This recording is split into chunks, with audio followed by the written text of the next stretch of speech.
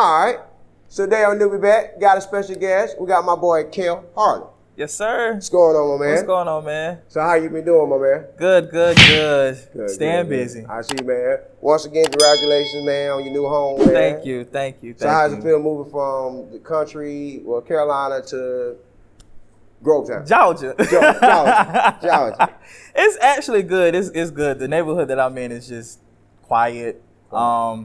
Big difference because I'm originally from Batesburg by way of Smithfield. Okay. So just not being around like all of my cousins, my family members, is like a big difference. But hey, I'm up for a challenge. I took a chance, and I'm glad to be where I am now. Yeah, I love Grovetown. Getting to adjust to it. Mm-hmm. Okay, cool, man. So let's get into it, man. So you're originally from Batesburg? Yeah. Okay, cool. Born and raised there? Born and raised. Born and raised there. Okay, cool.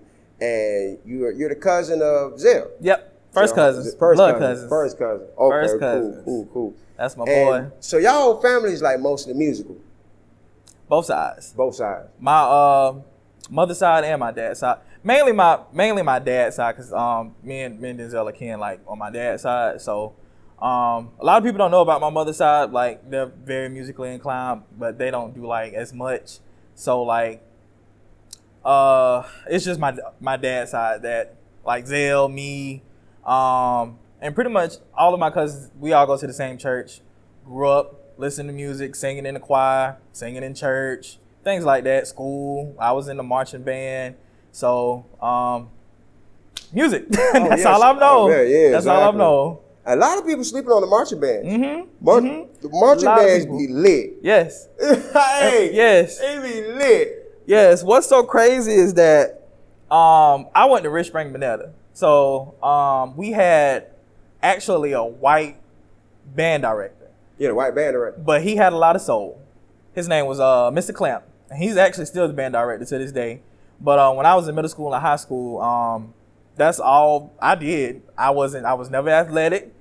I just did music. Right. I played the saxophone in middle school and high school, and I was in the drum line like junior and senior year. So our band director just had a lot of soul. Anytime we went to like marching band competitions, soul music, Temptations, like Broadway of Dreamgirls, Michael Jackson, Jackson 5, a lot of soul. Yeah. So yeah, he was musically inclined. Very. Musically inclined. Okay, man, that's what's up, man.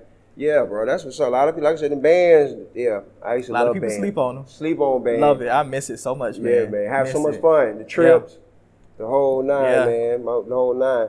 All right, so being that you and Zell are cousins, you know, how old were y'all when y'all realized that y'all both, you know, do music, y'all both can sing, and y'all both want to start working together and try to make something happen? With him, I believe he said around 8 years old. With me, I didn't take it seriously until I was 20. 20. Okay. As far as with singing, because a lot of people didn't know I could sing. Right. A lot of people just knew I played instruments. So I didn't take it serious until we had like a conversation one day, around like 2015, and we was just in the studio, and he was actually working on his first album, and I actually wrote a verse for him. What was the song? Faded, featuring actually T.S.P, who's in T.S.P as well. Right. So I ended up helping him write his verse in Faded, and after that we just kind of had like a conversation, and he was just pretty much like, I really think you need to put yourself out there as far as a solo artist. Get yourself out there because you got the talent. Right. So so he saw talent in you before you seen it in yourself. Yeah. Because me and Zell's brother, while Denzel was in Atlanta, because he went to Atlanta Institute of Music. Right. So while he was away in college, his brother actually had I think it was called Mixcraft. It was like a other version of like Pro Tools. Right. So we used to like do covers on Mixcraft. Right. And that's kind of how I got like my first shot in hearing myself recorded. So whenever Denzel graduated, or was almost graduated, I think I was 16, I actually wrote like my first song, and it was called Be Mine. It was a corny ass song. But that was like the first time I've ever like written something. Wrote something. Yeah. Yeah. So I still didn't take it serious up until he gave me that shot on his first album. So, you know, I went home that night after he told me, you know, find some beats. And I started finding beats up until, and this was like 2015, 2016. And most of those beats that I found around that time actually made it on my first album that just came out last year. So I've been working on my first album for a long time before it came out. So I want to say maybe 2 or 3 of those beats I've held on to for a long time. Okay. All right, that's what's up, man. That's what's up. So working with Zell is awesome, but it's a good thing though, because he helps you with your music notes and different things like that, because he's a singer too as well. Yeah. So when Zell, what year was it when Zell came back from school and started the studio and stuff? Was it? I don't remember the actual year, but I know he graduated in 2010. Yeah. I want to say maybe 2012, 2013. That's when he came back. Yeah. And he actually started the studio in like 2013. Yeah. Well, 2012-ish. 2012. It was kind of like that because 9 years. So yeah, 2012. Yeah. So yeah, he came back, started Top Spot Productions, and just with some clientele. Just opened up the studio. Hey, whoever wanted to, you know, record something, it was open for him. So I didn't take it serious up until, you know, he gave me my first shot. First shot. All right, so the option songs, you know, that's how I met you. You shot the video, great song. Thank you. By the way. So how did the option song wind up coming into play? How you wind up, you know, working on that song and stuff like that? How did that wind up coming into play? Options was actually the first song that I started recording for my second album. Okay. So I released my first album August 2020, and I took a break because I had like an eye surgery. Surgery? Yeah, I took a month break, no music, no anything, because I couldn't see, I couldn't work. I was out for the whole month of September. So you had both eyes or just one?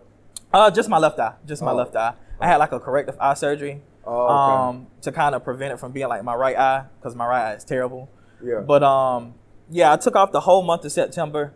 And I couldn't see. All I did was like for the whole month. The whole month. Oh, whole month. That had to be crazy. Crazy. So and it's so crazy because I'm 25, and I felt like I was 15 because I couldn't. My mama and daddy wouldn't let, because I was living with them at the time. They wouldn't let me drive my own car that I paid for. They wouldn't let me go anywhere because, you know, obviously, you know, I had to, you know, get off the road for a minute. Right. But kind of like the end of September is when I started gaining back my vision, because they told me, you know, it would go away and then come back. How was that? Like, it was, your eye was just completely black? Both eyes? Both of them. And I have this, I hate using the word disease, but it's a disease. It's called keratoconus. So what that literally is, what that is, I can literally cover up my left eye and I cannot see you at all right now.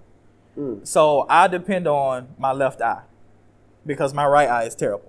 Like, I'm not legally blind. I'm not blind at all. It can be corrected, but that's just something that I'm dealing with right now. Right. So whenever I started gaining back my vision, was kind of like the end of September. So around the end of September was Zell's birthday. So I ended up going to the studio, and I held on to the options beat before I had my surgery, so I already had it. So you already had it, okay. So I ended up sneaking to the studio. You snuck to the studio? I took my keys while my parents, like I said, I felt like I was 15 all over again. Right. I took my keys. That you paid for. Exactly, thank you. I took my keys, I snuck to the studio, and I played the beat. And what's so crazy is I was forced to stay in the studio because I couldn't drive back home. Because it was like, it was a moment where I could see, but, you know, it just went away. So around that time that I could see, I ended up writing my verse for options. Right. So I was in the studio maybe hour and a half, 2 hours, just trying to come up with something. Right. And around that time I had like a writer's block because, like I said, the whole month of September I wasn't writing nothing. You weren't musically inclined. You was trying to recover. Yeah. So I wasn't doing anything. So it was kind of hard. I had like a writer's block in a way because after my first album, that was it. I kind of finished my first album like 2 weeks before it was released. So Whenever I did options, writer's block, I was in there about 2 hours, and it just came to me just like that, you know. So honestly, that's one of my favorite songs from my second album. Gotcha. One of them. Okay. How many tracks is on the second album?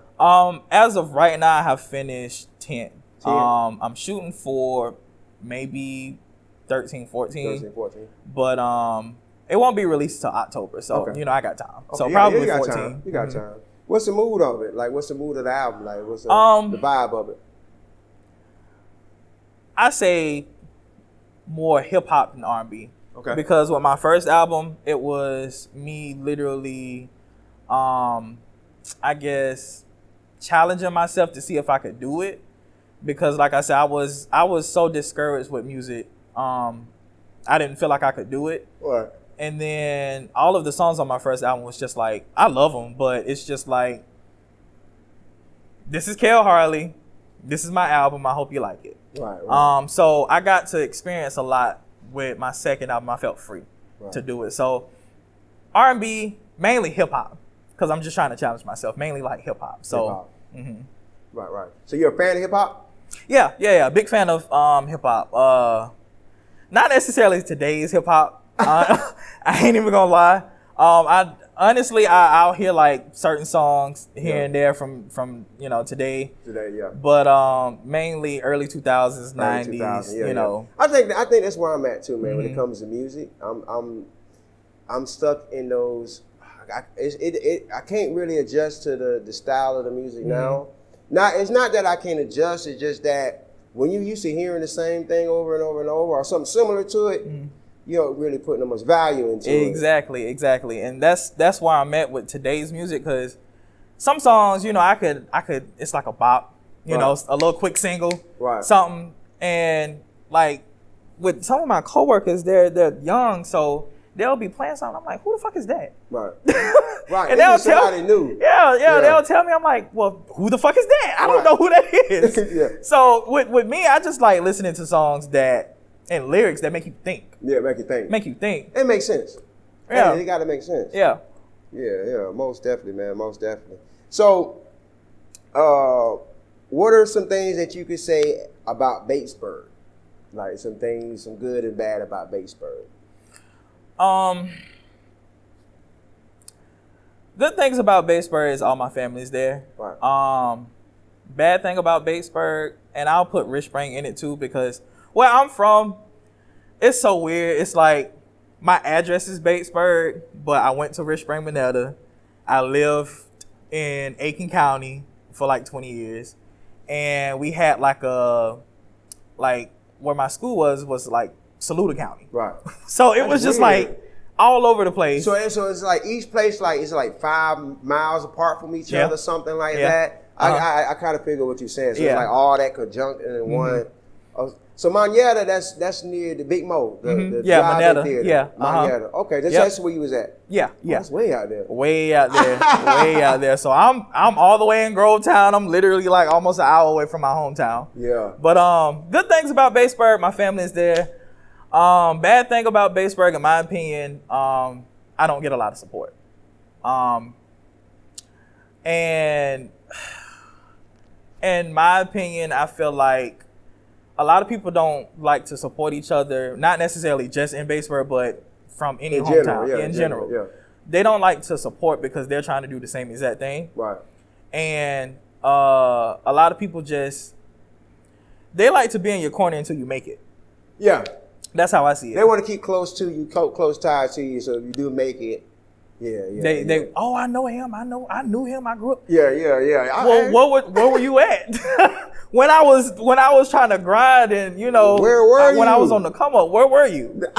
Like, where were you? So, that's serious, man. That's serious. I honestly, every time I check like my accolades, I don't even know if I should be saying this, but my hometown is always like the third in like my top 5 cities. Bro, yeah. It's always like the second or third. And it's crazy. I mean, I don't necessarily feel a type of way about it because, like I said, a lot of people don't support you until you try to, until you're on top. Bro. So, in a way, I'm not surprised. But at the same time, it's like I want that support from my hometown. So if I do make it, let me put everybody else on. You know what I'm saying? And it's just it's tough. It's tough. It's tough at times. Yeah, it is tough, man. Especially because your hometown, they know you. They just like, oh, that's Kell. Yeah, you know what I'm saying? Oh, that's Kell. And honestly, sometimes they don't even say my name. They say, because my sister's name is Ashley. Hey, Ashley. Yeah. They'll be like, and I'm the youngest child, so they'll be like, oh, that's Ashley's brother.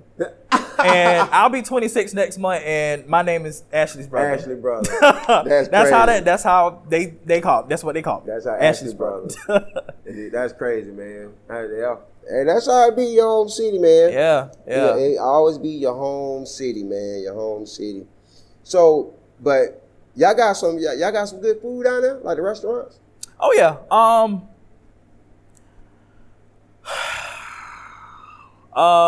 Juniper's is good. That's in like Rich Spring, kind of like Rich Spring, Bonetta. What's it called? Juniper's. That sounds good. It's like a, not necessarily a deli, but they sell like sandwiches, like soups, things like that. Okay. Kind of like a Panera. Oh, like kind of like a Panera bread okay. in a way. I like Juniper's. What else is down there? Kind of everything else that's down there is kind of like, you know, in Georgia. So in Georgia, yeah. Right. Juniper's, I love Juniper's. I ain't been there in a minute.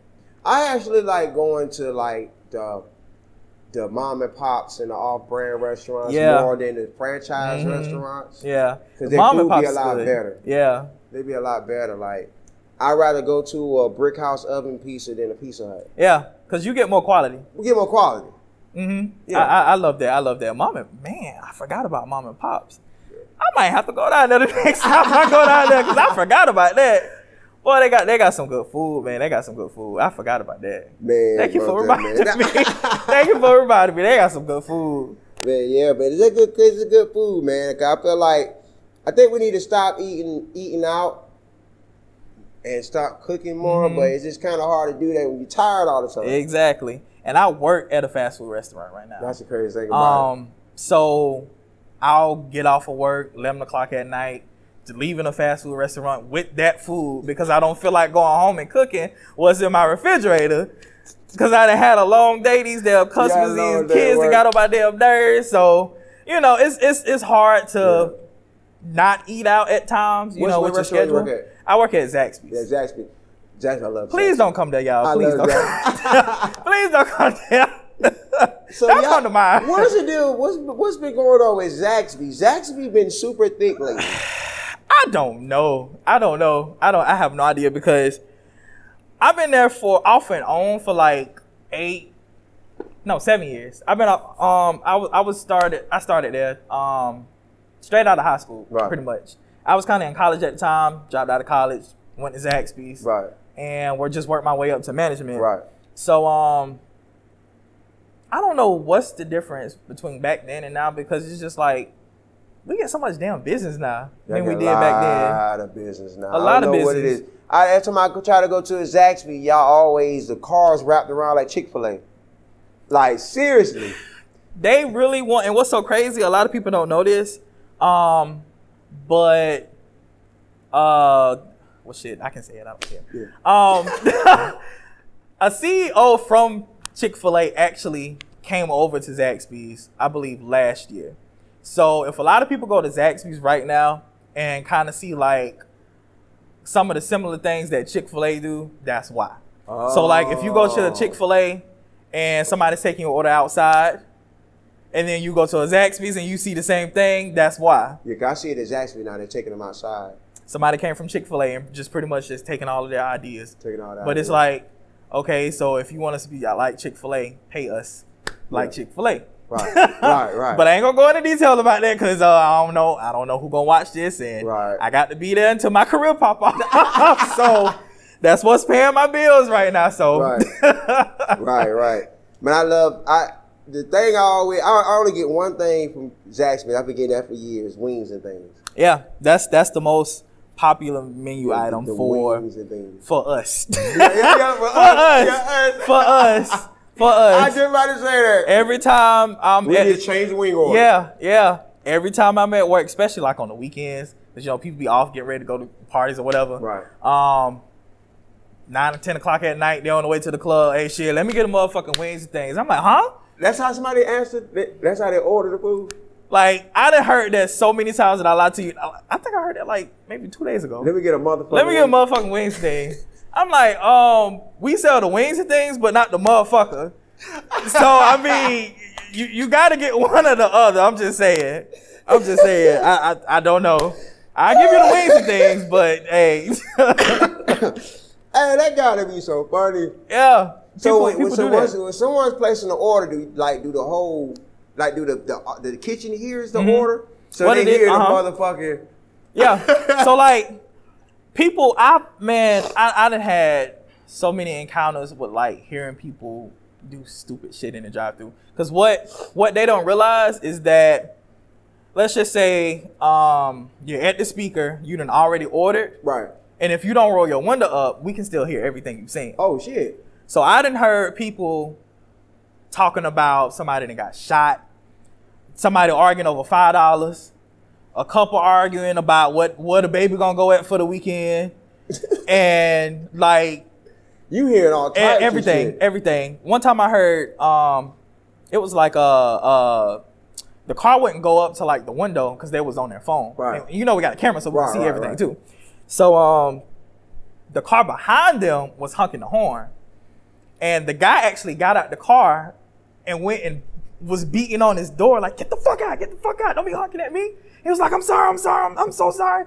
And I got the headset, I was like, hey, y'all know we can hear y'all, right? And the guy was just like, I'm gonna fuck him. I'm like, hey, I ain't got nothing to do with this. Oh, just like come to the window. Yeah, I done dealt with some shit in my day. So at that job. Yeah, I need that shit. They need to have reality shows at the fast food restaurant. Literally. It's literally the customers what make the shit so funny. Makes the shit funny. What makes the shit so funny. But it's also a beautiful thing because you meet all forms of life. Yeah. Coming in there. Mm-hmm. Like all forms of life. All forms of life. That's crazy, man. Cause I done had like I done had a customer before COVID come in the dining room and was like, do y'all sell chicken? And she was serious.